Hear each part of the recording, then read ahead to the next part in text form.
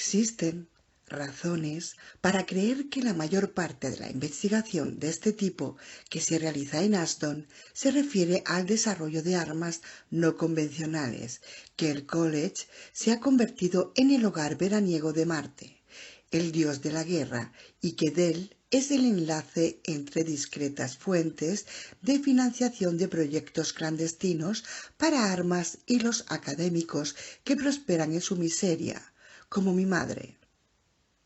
No me cabía duda de que Dell y Judy Stewart estaban destrozados por la desaparición de sus gemelos, pero a diferencia de la pobre Lily Wynne, que era inocente y desconocía la cara oscura de Moonland Bay, los Stewart eran residentes que se habían entregado a las calderas de Satán y comprendían que el trato que habían hecho les exigía sufrir en silencio incluso este terror. En consecuencia, me sorprendía que Charlie se hubiera enterado de estas abducciones. Charlie y Nora Day viven en la casa de al lado, explicó Bobby, aunque no creo que hagan muchas barbacoas juntos. Los gemelos tienen 6 años. Ayer, hacia las 9 de la noche, Judy estaba entrando las plantas para la noche y oyó un ruido. Cuando se volvió, había un extraño detrás de ella.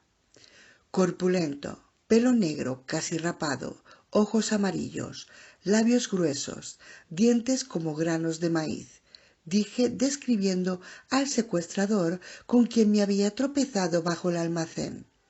Alto, atlético, rubio, ojos verdes, cicatriz arrugada en la mejilla izquierda.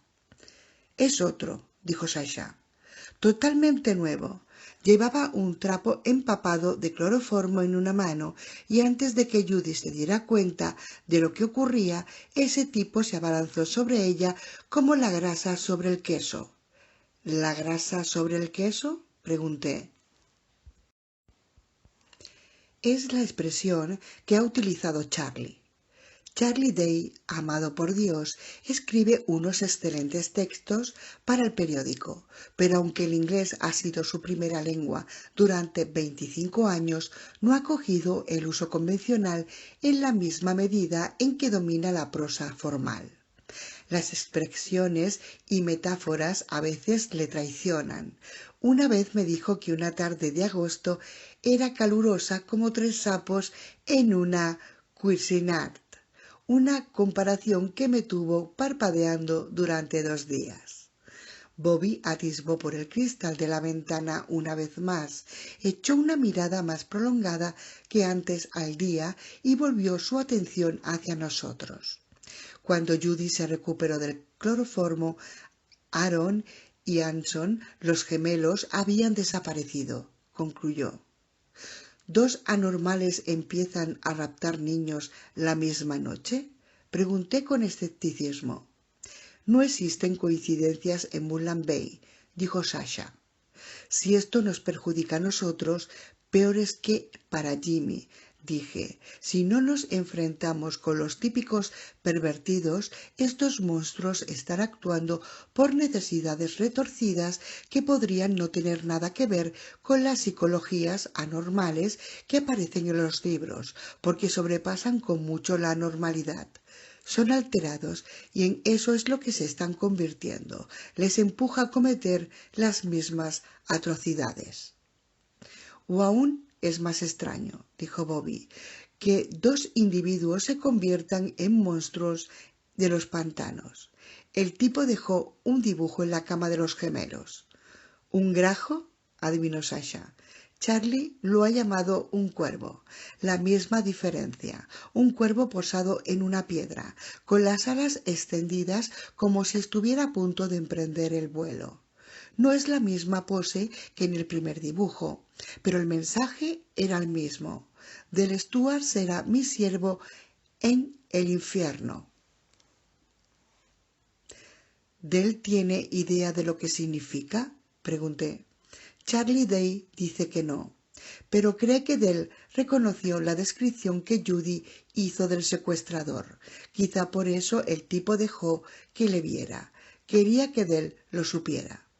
Pero si Dell lo sabe, dije, se lo dirá a la poli y el tipo estará acabado. Charlie dice que no se lo dirá. La voz de Sasha estaba cargada con iguales medidas de incredulidad y de repugnancia cuando dijo: «¿Secuestran a tus hijos y él oculta información a la policía?» Dell está muy metido en el follón de Wyvern, dije.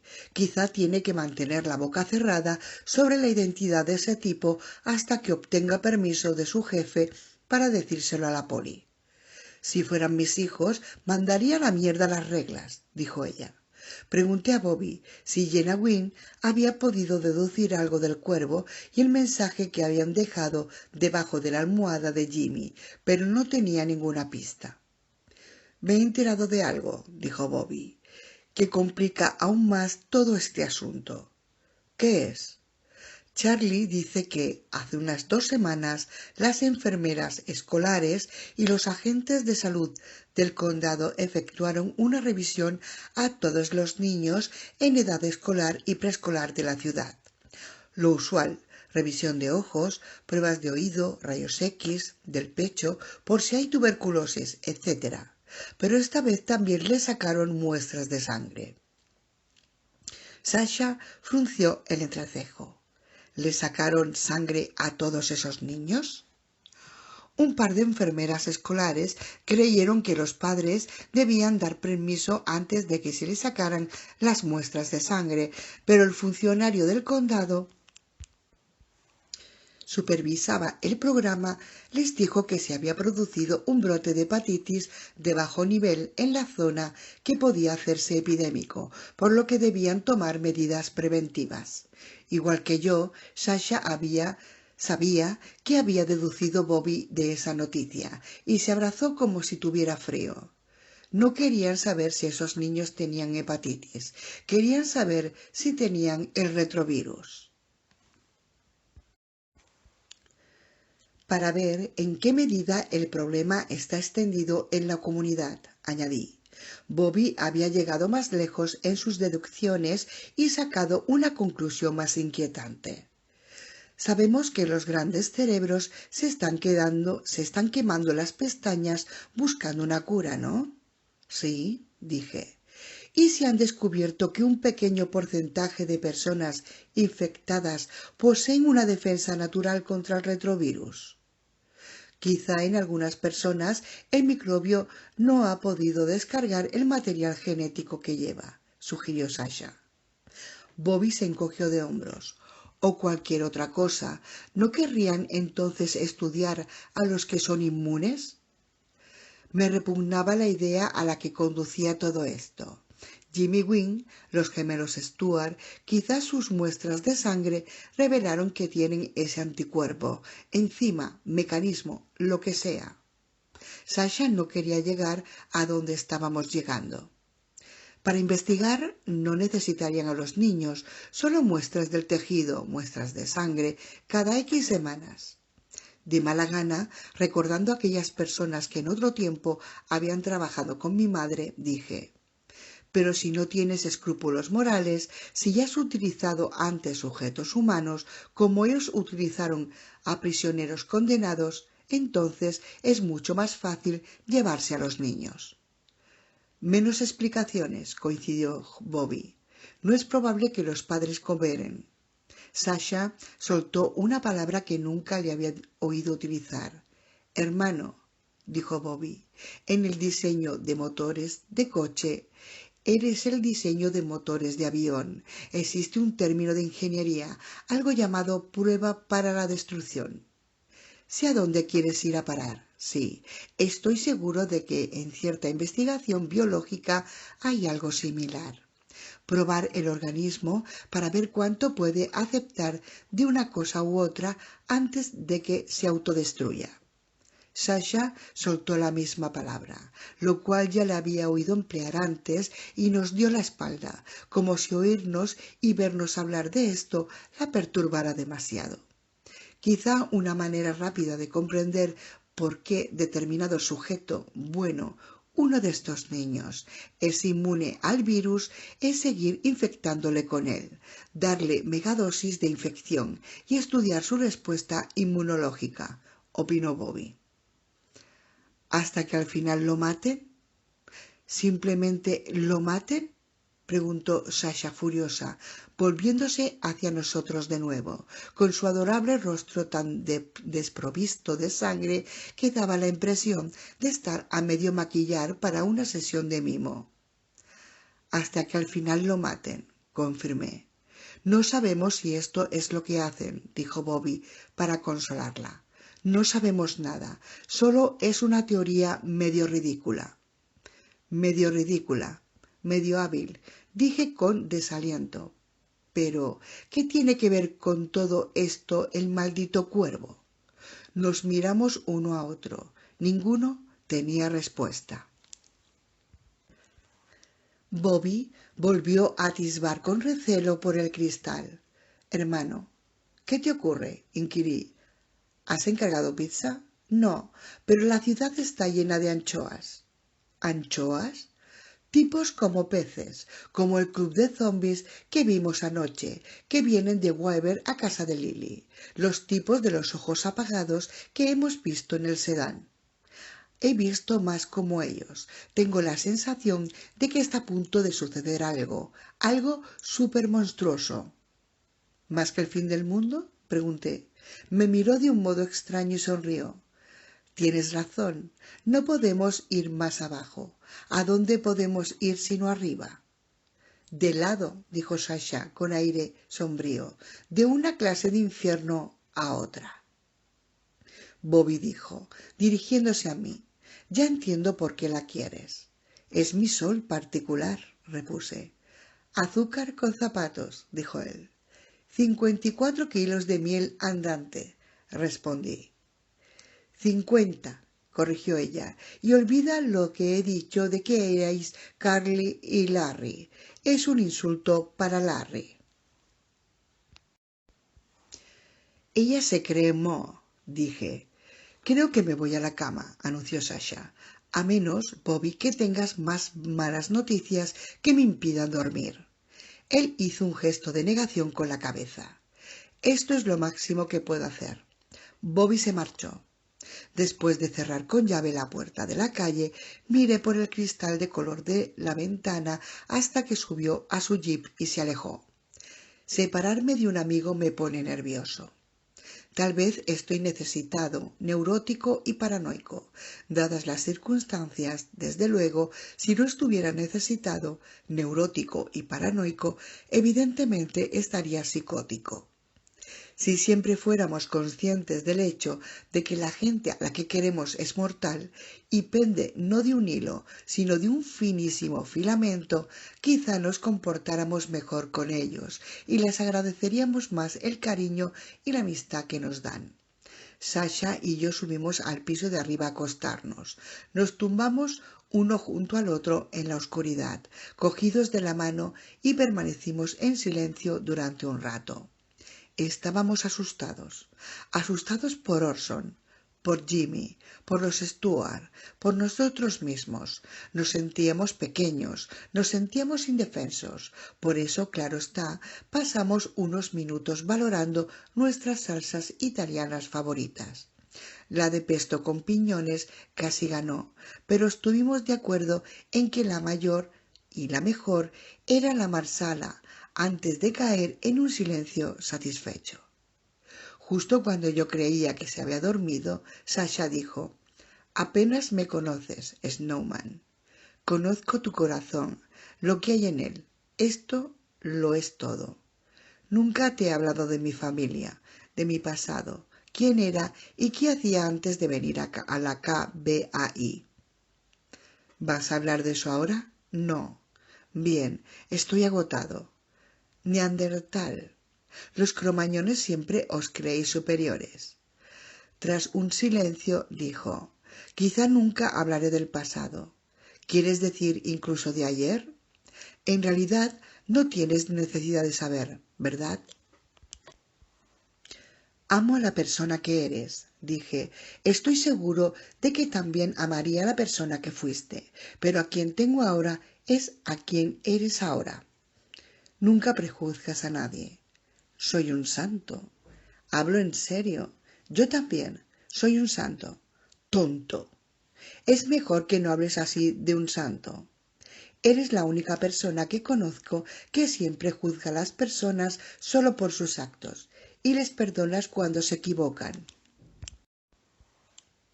Bueno, yo y Jesús, Neandertal. Ten cuidado ahora, advertí. No te arriesgues a sufrir un castigo divino. Rayos y truenos, plagas de langosta, lluvias de ranas, hemorroides. Te estoy poniendo nervioso, ¿verdad? Preguntó. Sí, Mo. Lo único que digo es que esta es tu diferencia, Chris. Esto es lo que te hace especial, no el XP. Me quedé callado. Ella prosiguió.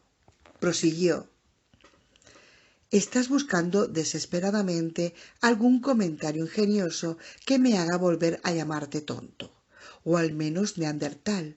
Esta es tu diferencia, que duermas bien. Me soltó la mano y se puso de lado. Te quiero, Godal. Te quiero, Snowman.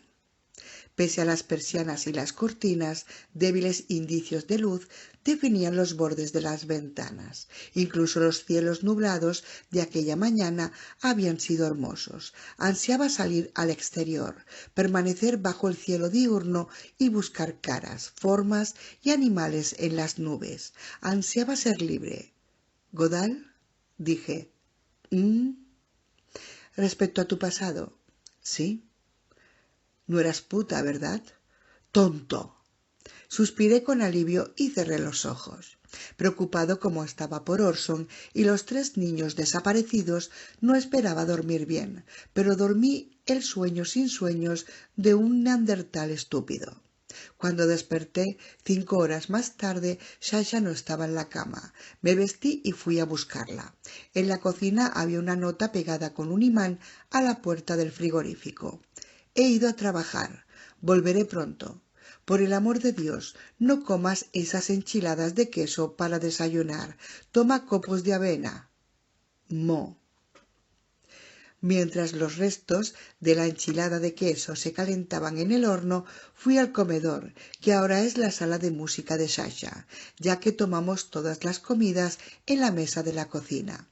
Hemos llevado la mesa del comedor, las sillas y los otros muebles al garaje para que quepan en el comedor el teclado electrónico, el sintetizador, el saxofón en su soporte, el clarinete, la flauta, 2 guitarras, una eléctrica, otra acústica, el violonchelo y el taburete, atriles y una mesa para componer.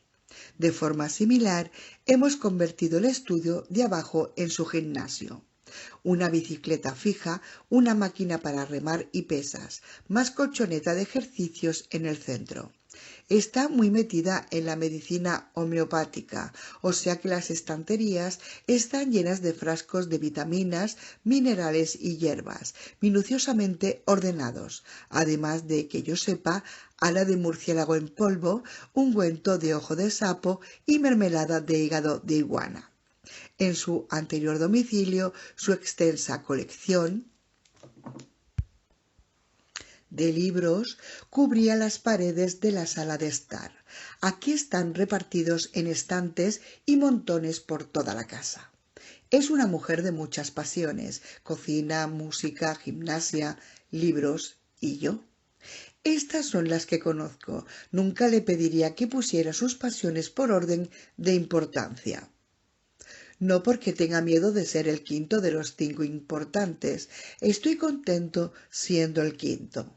Recorrí el comedor tocando las guitarras y el violonchelo, y por último cogí el saxo y toqué unos compases de Quarter Till 3, el éxito del viejo Gary U.S. Bonds. Sasha me estaba enseñando a tocarlo. No diría que lo hacía muy bien, pero no estaba tan mal. En realidad no había cogido el saxo para practicar. Tal vez encuentre esto romántico o repugnante, según su punto de vista, pero cogí el saxo porque quería poner mi boca donde ella había puesto la suya. No soy ni Romeo ni Aníbal Lecter. Su turno. Para desayunar me comí 3 grandes enchiladas de queso con 1/3 de una pinta de salsa fresca y lo hice bajar todo con una Pepsi helada.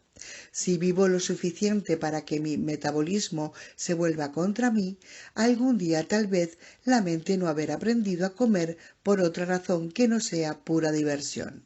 Sin embargo, en la actualidad me encuentro en esa feliz edad en la que ninguna indulgencia puede alterar mi cintura de 78 centímetros.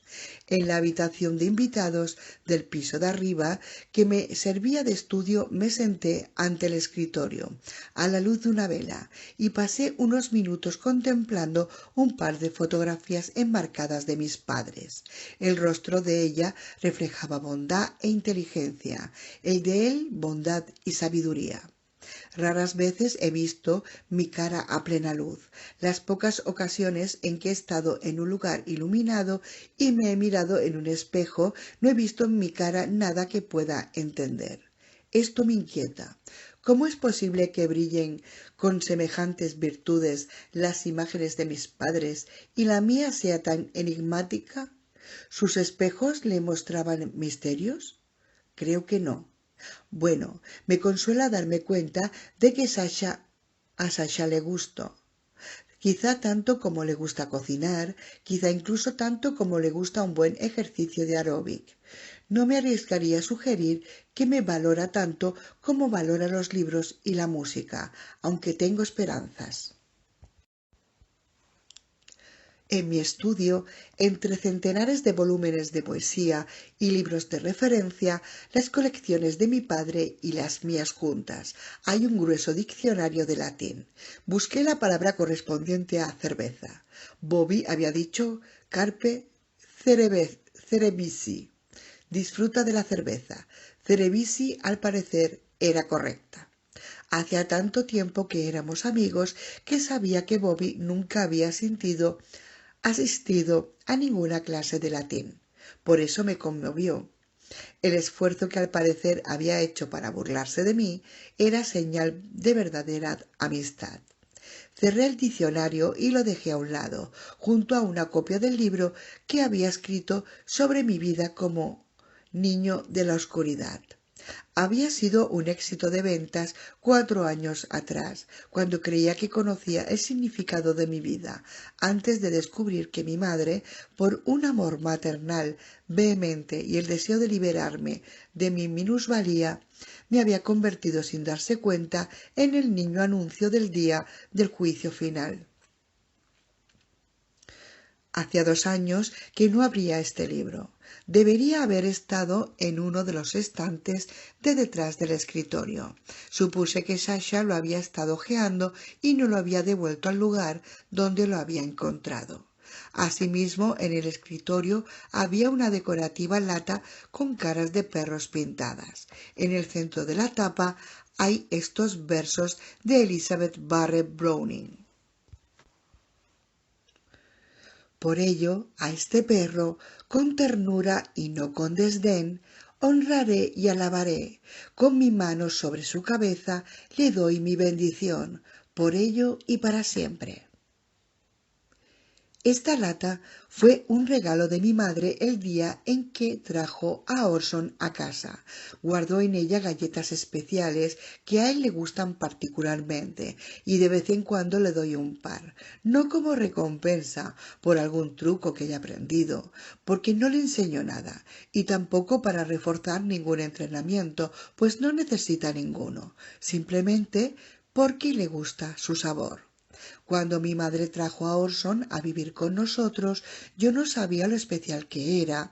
Ella guardó este secreto hasta mucho tiempo después de su muerte, hasta después de la muerte de mi padre. Cuando me dio la caja dijo: «Sé que le querrás, Chris, pero también cuando lo necesite, y sé que lo necesitará, ten piedad de él. Su vida no es menos difícil que la tuya». En aquellos momentos supe que se refería a que los animales, como nosotros, están sujetos al miedo y al sufrimiento más profundo. Ahora sé que en sus palabras había capas más profundas y más complejas de significado. alargué el brazo hacia la lata con intención de calibrar su peso, porque quería estar seguro de que estaba llena de galletas cuando Orson efectuara su regreso triunfal. Mi mano empezó a temblar tanto que no toqué la caja. Crucé las manos sobre el escritorio. Al mirar las puntas blancas de mis nudillos me di cuenta de que había adoptado la postura en la que había encontrado a Lily Wynne al regresar de Weber con Bobby. Orson, Jimmy, Aaron, Anson. Sus nombres daban vueltas en mi cabeza igual que las puntas de una valla de alambre de espino. Los niños perdidos. Sentía una obligación hacia todos ellos, una fuerte sensación de deber que no podía explicar del todo, excepto que a pesar de mi buena fortuna con mis padres y a pesar de las buenas amistades de que he disfrutado, yo era el último niño perdido, y en cierto modo estaría perdido hasta el día en que traspasara mi oscuridad de este mundo para entrar en la luz que me esperaba más allá. La impaciencia me raía los nervios. En las búsquedas convencionales de excursionistas que se han perdido, de pequeños aeroplanos que se han estrellado en terrenos montañosos y de barcos en el mar, los grupos de búsqueda paran desde el atardecer hasta el amanecer. En cambio, nosotros estamos limitados a las horas de oscuridad, no solo por mi XP, sino por nuestra necesidad de reunir fuerzas y actuar con el mayor de los secretos. Me preguntaba si los miembros de los grupos de búsqueda convencionales consultaban su reloj cada 2 minutos, se mordían los labios y se ponían un poco nerviosos a causa de la frustración mientras esperaban las primeras luces del día. A la 1:45, el cristal de mi reloj tenía grabadas las huellas de mis ojos. Mis labios estaban llenos de pieles arrancadas y yo estaba medio loco de nerviosismo. Poco antes de la 1, cuando me estaba haciendo de la segunda mitad de mi cordura, llamaron a la puerta. Con la Glock en la mano, bajé a abrir. Gracias a una de las luces laterales del cristal de color, vi a Bobby en el porche trasero. Estaba medio envuelto de espaldas, mirando hacia la calle, como si buscara un equipo de vigilancia policial en uno de los coches aparcados o una escuela de anchoas en un vehículo que pasara. Cuando entró y cerró la puerta, dije: «Bonita camisa». Llevaba una escena de playa volcánica en rojo y gris con helechos azules que quedaban muy bien sobre un jersey negro de manga larga. «Hecha en Iolani», dije. «Botones de corteza de coco, 1955». En lugar de hacer algún comentario sobre mi erudición, aunque solo fuera poniendo los ojos en blancos, se encaminó hacia la cocina diciendo: «He vuelto a ver a Charlie Day». La cocina solo estaba iluminada por la cara cenicienta del día que se apretaba las persianas de la ventana, por los relojes digitales de los hornos y por 2 gruesas velas puestas sobre la mesa. «Ha desaparecido otro niño», dijo Bobby. Sentí un temblor en mis manos una vez más y dejé la Glock sobre la mesa de la cocina. «¿Quién?». Bobby sacó una Mountain Dew del frigorífico, en el que la bombilla corriente había sido sustituida por otra de bajo voltaje teñida de rosa, y dijo: «Wendy Dulcinea». «Ah», exclamé, y quise decir algo más, pero no pude hablar. La madre de Wendy, Mary, tiene 6 años más que yo. Cuando yo tenía 13 años, mis padres le pagaban para que me diera clases de piano y me enamoré perdidamente de ella. En aquella época yo vivía con la ilusión de que algún día sería un pianista de rock and roll tan bueno como Jerry Lee Lewis, de que sería un maniático del teclado que haría salir humo de aquellas teclas de marfil. Con el tiempo, mis padres y Mary sacaron la conclusión y me convencieron de que la probabilidad de que llegara a ser un pianista competente era infinitamente menor que la probabilidad de que levitara y volara como un pájaro. «Wendy tiene 7 años», dijo Bobby. Mary la llevaba al colegio. Sacó el coche de su garaje. Entonces se dio cuenta de que había olvidado algo en la casa y fue a buscarlo. Cuando regresó 2 minutos más tarde, el coche había desaparecido. Con Wendy. ¿Nadie ha visto nada? Bobby sorbió la Mountain Dew. Suficiente azúcar para provocarle un coma diabético, suficiente cafeína para mantener despierto a un camionero durante un viaje de 800 kilómetros. Se estaba colocando legalmente para la dura prueba que nos esperaba. Nadie ha visto ni oído nada, confirmó. Es el barrio de los ciegos y los sordos. A veces pienso que aquí hay algo más contagioso que el virus de tu madre. Tenemos una epidemia de gripe que impide ver, oír, oler y hablar. Bueno, la policía ha encontrado el coche de Mary abandonado en la zona de servicio que hay detrás del Nine Palms Plaza. Nine Palms era un centro comercial que perdió a todos los arrendatarios cuando Fort Wayne cerró y se llevó los $1.000 millones anuales que antes entraban en la economía del condado. Actualmente los escaparates de Nine Palms están tapados con tablas. Las malas hierbas crecen en las rendijas del aparcamiento asfaltado y 6 de las palmeras que le dan nombre a estas y están marchitas, marrones y tan muertas que las ratas de los árboles las han abandonado. A la Cámara del Comercio le gusta llamar Moonlight Bay la joya de la costa central. La ciudad sigue siendo encantadora con su elegante arquitectura y bonitas calles con árboles, pero las cicatrices económicas del cierre de Weyber son visibles en todas partes. La joya no reluce tanto como antes. Han registrado todas las tiendas vacías de Nine Palms, dijo Bobby, por si encontraban el cuerpo de Wendy, pero no estaba allí. Está viva, dije. Bobby me miró con cara de lástima. Todos están vivos, insistí. Tienen que estarlo. Mis palabras no eran fruto de la razón, sino de mi fe en los milagros. Otro cuervo, dijo Bobby. Mary lo ha llamado Mirlo. Lo han dejado en el asiento del coche. En el dibujo el pájaro se lanza sobre su presa.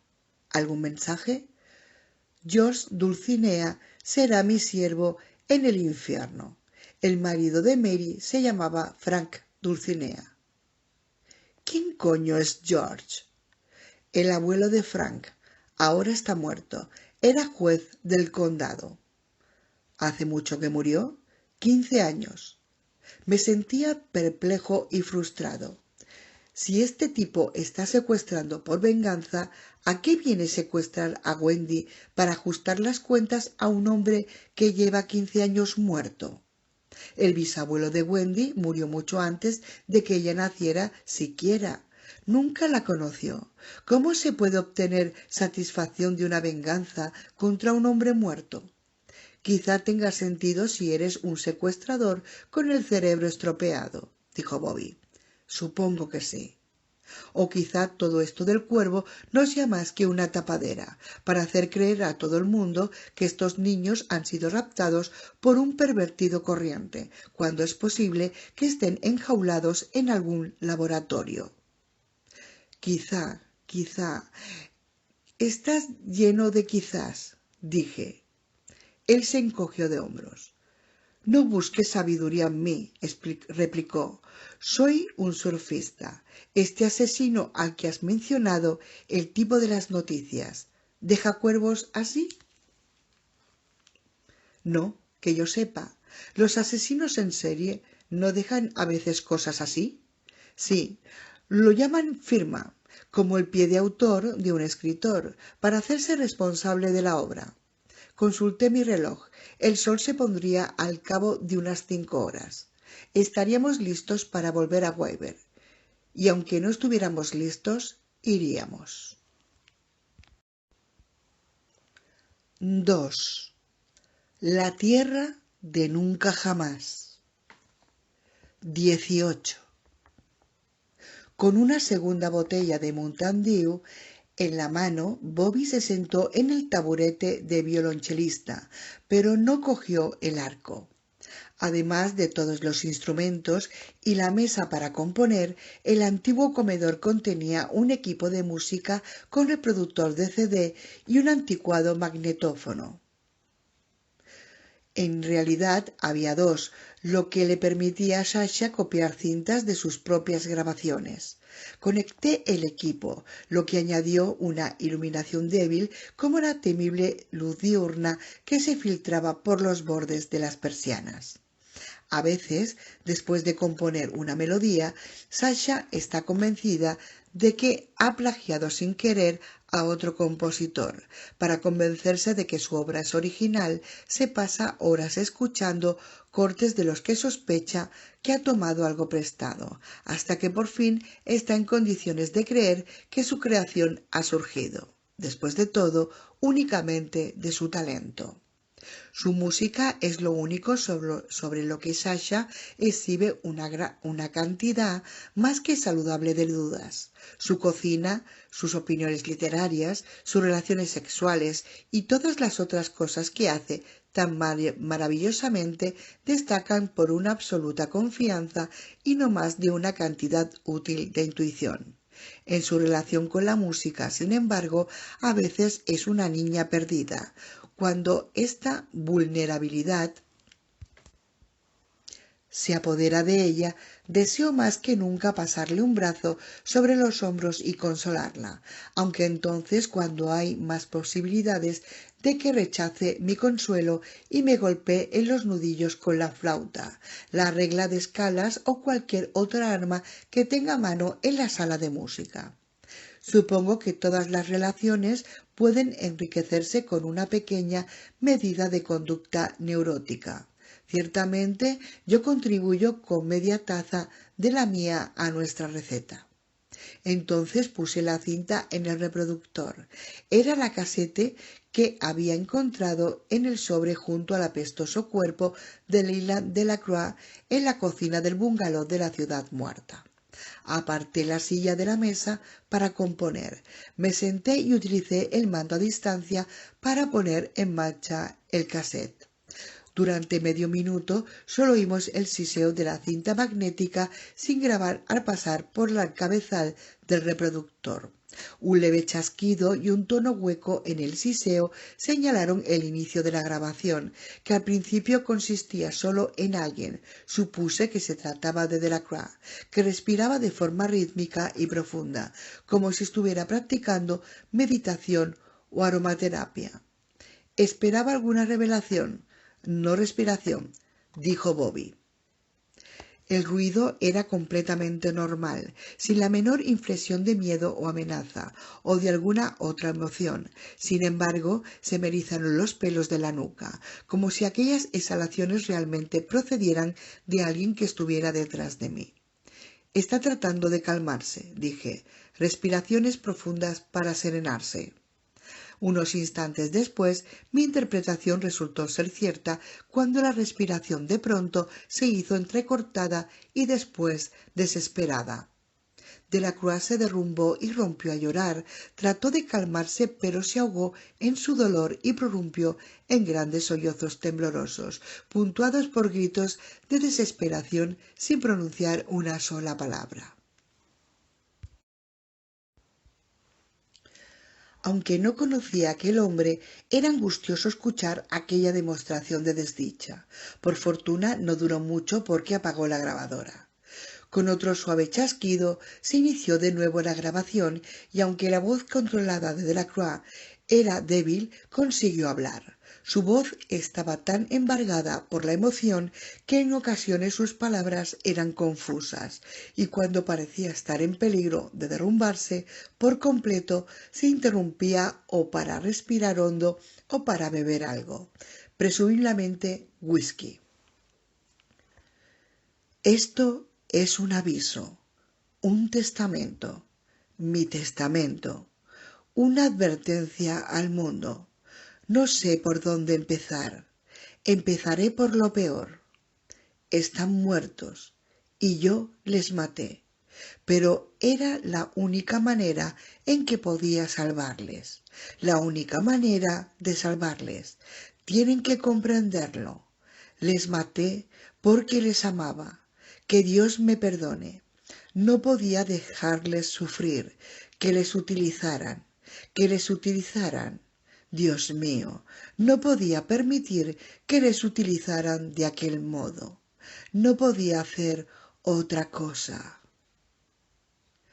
Recordé las fotografías colocadas en orden junto al cadáver de Delacroix, la adorable niñita con los dientes mellados, el niño del traje azul y la pajarita roja, la guapa rubia de la atractiva sonrisa. Sospeché que eran esas personas a quienes había matado para salvarlas.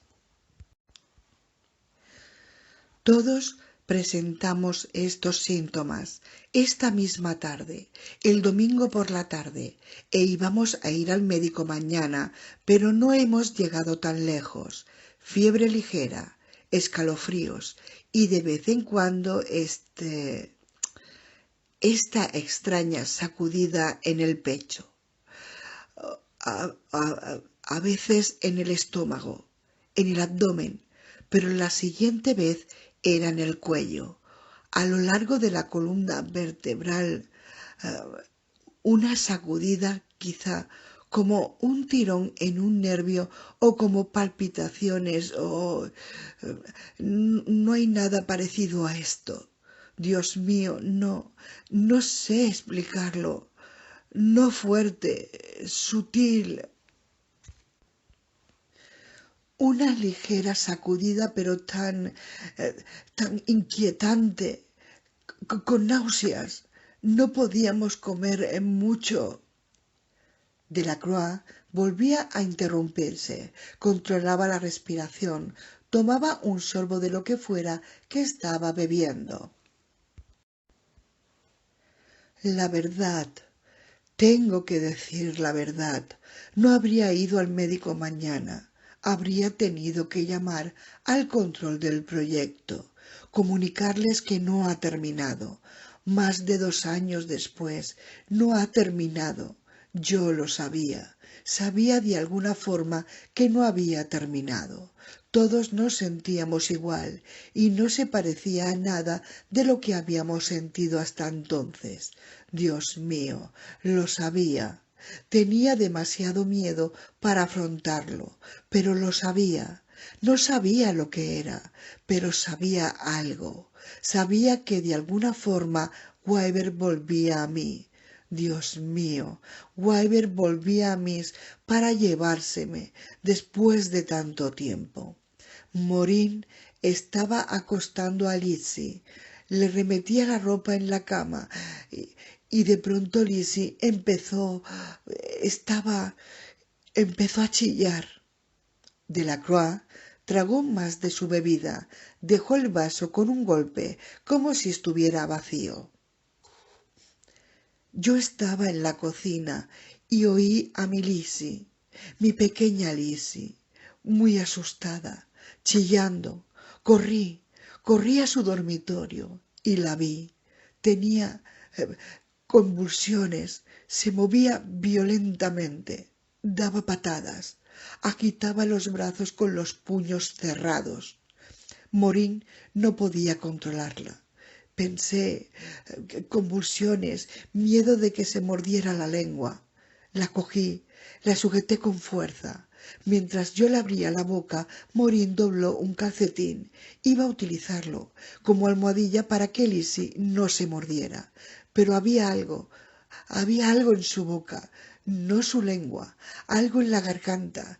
Esta cosa le subía por la garganta, tenía algo vivo en la garganta y entonces cerró los ojos con fuerza, pero los abrió y tenía el ojo izquierdo rojo, inyectado en sangre, y tenía algo vivo en el ojo también, una cosa viva que se retorcía en el ojo. Sollozando, Delacroix apagó la grabadora. Dios sabe cuánto tardó el pobre hombre en recuperar el control de sí mismo. Desde luego, la parte de la cinta que estaba en blanco no era muy larga. Se oyó otro leve chasquido cuando Delacroix volvió a conectarla y prosiguió. Corro a nuestro dormitorio para coger mi revólver y al volver, al pasar por delante de la habitación de Freddy, le veo. Está de pie en su cama. Freddy, los ojos como platos. Tiene miedo. Así que le digo que se meta en la cama y me espere. En la habitación de Lizzie, Maureen se apoya de espaldas a la pared, con las manos en las sienes. Lizzie está quieta. Oh, agita los brazos, su cara, tiene la cara hinchada, contraída, toda la estructura ósea. Ya no es Lizzie, ahora no hay esperanzas. Era aquel maldito lugar, el otro lado. Entró como si Lizzie fuera un umbral. Entró. Oh, Dios mío, me odio a mí mismo, me odio. Yo formé parte de ello. Abrí la puerta entre el aquí y aquel lugar. Ayudé a hacer lo posible. Abrí la puerta y ahora aquí está Lizzie. De modo que tengo que... Así que le disparo 2 veces y está muerta e inmóvil en la cama, tan pequeña e inmóvil, pero no sé si hay algo vivo en ella, aunque ella ya no lo está. Y Maureen se lleva las 2 manos a la cabeza y dice, las sacudidas, y sé que quiere decir que ahora las tiene en la cabeza, porque yo también las siento, unas sacudidas en toda mi columna vertebral, sacudidas de solidaridad con lo que estaba en Lizzie, fuera lo que fuera. Y Maureen lo más asombroso, dice, te quiero, porque sabe lo que está ocurriendo. Le he hablado del otro lado, de la misión, y ahora sabe que de algún modo que he estado infectado siempre. Todo ha estado latente más de 2 años. Pero estoy infectado, y ahora ellos también. Los he destrozado, a todos, maldita sea, y ella lo sabe. Sabe lo que les he hecho, y lo que tengo que hacer ahora.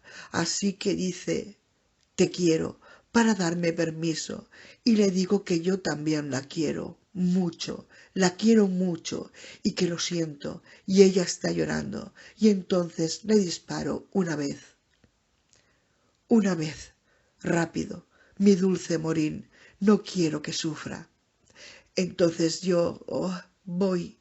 vuelvo a bajar al vestíbulo. Voy a la habitación de Freddy. Está tumbado en la cama, boca arriba, sudando, con el pelo empapado de sudor y se sujeta el vientre con las 2 manos. Sé que siente las sacudidas en su vientre, porque yo ahora las siento en mi pecho y en mi bíceps izquierdo, como en una vena, y en todas partes en mis testículos y ahora otra vez en la columna vertebral. Le digo que le quiero y que cierre los ojos para que pueda hacerle sentirse mejor, y entonces no creo que pueda hacerlo, pero lo hago. Mi hijo, mi chico, muchacho valiente, le hago sentirse mejor, y cuando disparo, todas las sacudidas que sentía en mi interior desaparecen por completo, pero sé que esto no ha terminado. No estoy solo en mi cuerpo. Siento pasajeros, algo, una pesadez en mí, una presencia, en silencio, pero no por mucho tiempo. He recargado el revólver. Delacroix apagó la grabadora, se interrumpió para controlar sus emociones. Sin hacer ningún comentario, Bobby se levantó del taburete de violonchelista y fue a la cocina. Al cabo de unos instantes le seguí. Estaba vaciando la botella de Mountain Dew en el fregadero con el grifo abierto. No lo cierres, dije. Bobby tiró al cubo de la basura la botella vacía y abrió el frigorífico mientras yo me acercaba al fregadero. Ahuequé las manos bajo el grifo y al menos durante un minuto, bien a conciencia, me salpiqué la cara con agua fría. Después de secarme la cara con un par de servilletas de papel, Bobby me dio una botella de cerveza. Él también tenía una.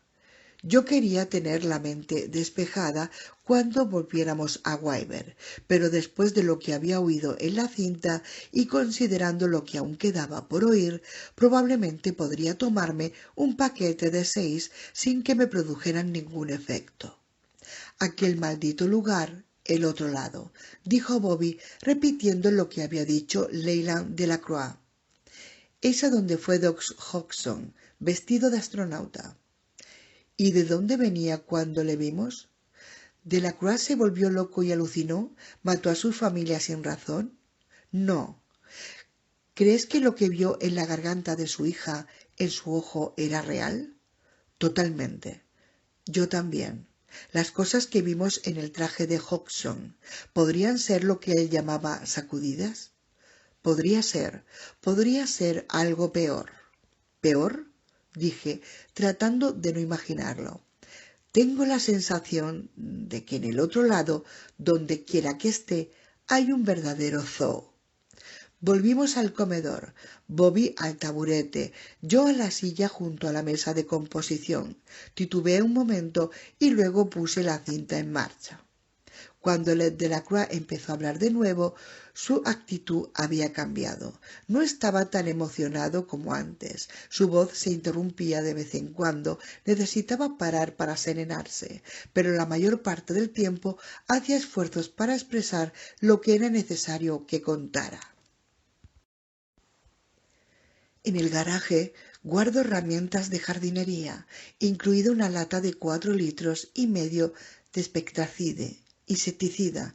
Cogí la lata y la vacié sobre los 3 cuerpos. No sé si tienen sentido. Nada, no se movía nada en ellos. Dentro de los cuerpos, quiero decir.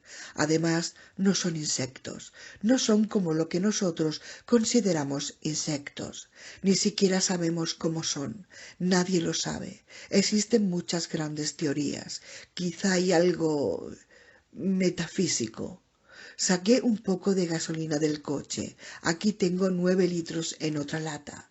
Utilizaré la gasolina para prender fuego antes de acabar conmigo. No voy a dejar nuestros 4 cuerpos para los supereducados porteros de Project Control. Harán algo estúpido, como meternos en una bolsa y practicarnos la autopsia y difundir esta maldita cosa. Llamé al número de control después de ir hasta la esquina y enviarte esta cinta antes de prender fuego y matarme. Ahora estoy muy sereno por dentro, muy sereno por dentro. De momento, ¿cuánto durará? Quiero creer que... Delacroix se interrumpía a media frase, contenía el aliento como si escuchara algo y luego paraba la grabadora. Paré la cinta. No mandó la caseta a nadie. Cambió de idea. ¿A qué se refiere con lo de algo metafísico? Era mi siguiente pregunta. Cuando Delacroix volvió a poner la grabadora en marcha, su voz era más fuerte, más lenta, plomiza, como si hubiera tropezado con el miedo, caído por debajo del pesar y hablara desde un pozo de desesperación. Me ha parecido oír algo en uno de los dormitorios. Imaginaciones mías. Los cuerpos están donde los he dejado, muy quietos, inmóviles. No ha sido más que mi imaginación, y ahora me di cuenta de que tú ni siquiera sabes de qué va esto. He empezado mal. Tengo mucho que contarte, si vas a ser capaz de darlo a conocer, pero hay muy poco tiempo. De acuerdo, lo que tienes que saber, la esencia, es que había un proyecto secreto en Fort Wyver. El nombre en clave era Tren del Misterio, porque creían que estaban realizando un viaje misterioso, mágico, Imbéciles, megalómanos, yo entre ellos. El tren de la pesadilla deberían haberlo llamado. El tren del infierno habría sido aún mejor, y yo feliz de subir a bordo con el resto. No merezco ningún halago, hermano, yo no. Así que aquí está el personal clave. No todos, solo los que conocí, o todos lo que recuerdo ahora. Varios han muerto, muchos están vivos. Quizá uno de los vivos hablará, uno de los hijoputas de la grada superior que sabía mucho más que yo. Todos deben estar asustados y algunos de ellos deben sentirse culpables. A ti se te da bien descubrir a los delatores. Delacroix daba entonces una lista de más de 30 personas en la que identificaba a cada hombre o mujer o como científico civil o como oficial militar. El doctor Randolph Josephson, el doctor Sarabjit Sannara, el doctor Miles Bennell, el general Deke Gentleman. Mi madre no se encontraba entre ellos.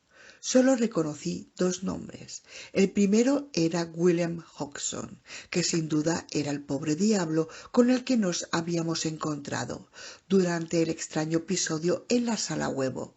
El segundo era el doctor Roger Stanwyck, que vivía con su esposa, Marie, en la misma calle que yo, a solo 7 casas al este de la mía. El doctor Stanwyck, bioquímico, se había convertido en uno de los muchos colegas de mi madre, vinculado a los experimentos genéticos que se llevaban a cabo en Weber. Si el tren del misterio no era el proyecto que nació del trabajo de mi madre, entonces el doctor Stanwyck había estado recibiendo más de un cheque y había hecho más de lo que le tocaba para destruir el mundo. Delacroix habló con más suave y más despacio al recitar los últimos 6 u 8 nombres y dio la impresión de que el último nombre se le pegaba en la lengua y que no lo revelaría. No estaba seguro de si llegó al final de su lista o si se interrumpió antes de terminarla. Se quedó callado medio minuto. Después, con voz de pronto, llena de energía, soltó lo que parecían unas frases en un idioma extranjero antes de apagar la grabadora. Paré la cinta y miré a Bobby. ¿Qué era eso? No era latín. Rebobiné la cinta y volvimos a escucharla.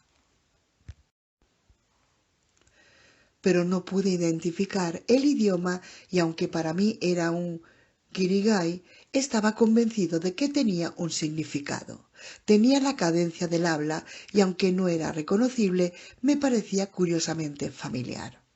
La espesa y lenta voz de depresión en la que Delacroix había recitado los nombres de las personas implicadas en el proyecto Tren del Misterio estaba impregnada de emoción, quizá incluso de pasión, lo que parecía indicar que hablaba con sentido y un propósito. Por otra parte, los que se hallan en trance religioso, que hablan en lenguas extranjeras, también muestran una gran emoción, pero no existe un significado evidente en los idiomas que hablan. Cuando Leyland Delacroix empezó a grabar de nuevo, su voz revelaba una depresión entorpecedora y peligrosa, tan monótona que prácticamente no tenía inflexión, tan suave que apenas era más que un susurro, la esencia de la desesperanza. Es inútil grabar esta cinta. No puedes hacer nada para cambiar lo que ha ocurrido. No hay marcha atrás. Ahora todo está desequilibrado. Se han descorrido los velos. Las realidades se cruzan. Delacroix se quedó callado y se oyó únicamente el devisiseo de fondo y el ruido seco de la cinta. Velos descorridos, realidades que se cruzan. Miré a Bobby, parecía tan desorientado como yo. Resituador temporal, así es como lo llamaban. Volví a mirar a Bobby y él dijo, con triste satisfacción, la máquina del tiempo. Enviamos módulos de prueba, paquetes de instrumentos. Algunos regresaron, otros no. Datos interesantes, pero misteriosos. Datos tan extraños que se argumentaba en favor de un futuro térmico lejano, mucho más lejano de lo que todos esperábamos. ¿A qué distancia llegaron estos paquetes? Nadie lo sabía ni quería adivinarlo. En pruebas posteriores se incluyeron cámaras de vídeo, pero cuando regresaron, los contadores de cinta estaban en cero. Quizá habían grabado y después, al regresar, lo habían rebobinado, borrado. Pero por fin conseguimos imágenes. El paquete de instrumentos se suponía que era móvil, como los exploradores de Marte. Este debía de haber colgado sobre algo. El paquete en sí no se movía, pero la cámara de vídeo hizo una panorámica hacia atrás y hacia adelante en la misma franja de cielo, enmarcada por árboles que sobresalían. Había 8 horas de cinta, hacia adelante y hacia atrás 8 horas, y ni una sola nube. El cielo era rojo, no un rojo veteado como de una puerta de sol. Un tono rojo constante, igual que el cielo que conocemos es azul, pero sin ningún aumento o disminución de luz, ninguno absoluto, durante 8 horas. La voz baja y plomiza de Delacroix se desvaneció, pero el hombre no apagó la grabadora. Tras una larga pausa oímos el ruido de las patas de la silla que rechinaban en un suelo de baldosas, probablemente de una cocina, y después pasos que se alejaban al salir de Delacroix de la habitación. Arrastraba un poco los pies, aplastado físicamente por el peso de su extrema depresión. Cielo rojo, dijo Bobby pensativo. Un rojo inmóvil y espantoso, pensé con inquietud, recordando el verso de la balada del viejo marinero de Coleridge, uno de mis poemas favoritos, cuando tenía 9 o 10 años y estaba enamorado del terror y de la idea del destino implacable. En esa época no tenía ningún atractivo especial por las mismas razones por las que entonces me había gustado tanto. Escuchamos el silencio de la cinta durante un rato y luego oímos la voz de Delacroix a lo lejos, regresando. Subí el volumen, pero aún así no distinguí lo que decía el hombre. —¿Con quién habla? —preguntó Bobby.